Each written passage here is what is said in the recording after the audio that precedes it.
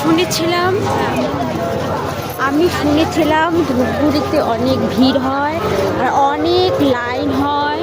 তো আজকে আমি এসেছি, তো আজকে আমি নিজের চোখে দেখি যে হ্যাঁ কতটা ভিড়। তো লাইন তো যখন থেকে আমরা এসেছি তখন থেকে লাইন দেখছি পুজো প্যান্ডেলের জন্যে, এখনো পর্যন্ত লাইন শেষ হচ্ছে না। ব্যাপার হচ্ছে এটা, লাইন মানে প্রচুর লাইন।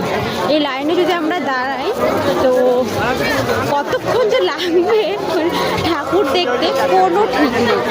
তা আমরা এখন বর্তমানে এই লাইনে এখন আর দাঁড়াচ্ছি না, আমরা সোজা হাঁটা দিচ্ছি যে অন্য ঠাকুরও তো দেখতে হবে। আমরা তার এখানকার না, আমরা একটু দূর থেকে এসেছি।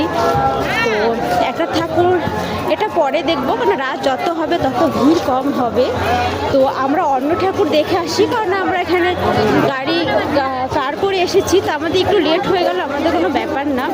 যার জন্যে বর্তমানে আমরা অন্য ঠাকুর দেখে তারপরে এটা যখন ভিড় কমে যাবে তখন আমরা এখানে আসবো। দেখতে পাচ্ছ কি ভিড়, আর এই ভিড়ে যদি আমরা এখন দাঁড় হই তাহলে আমরা আর আদার্স মনে অন্য কোনো ঠাকুর আর দেখতে হবে না।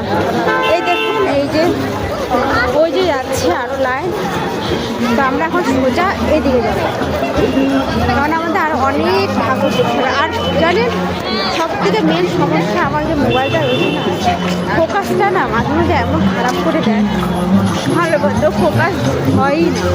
এই যে দেখুন সামনে কি সুন্দর, যে যার লাইন ছিল সেই প্যান্ডেলটা, প্যান্ডেলটা দেখে নিলাম। মূর্তিটা আমরা এখন দেখছি না, মূর্তিটা আমরা অন্য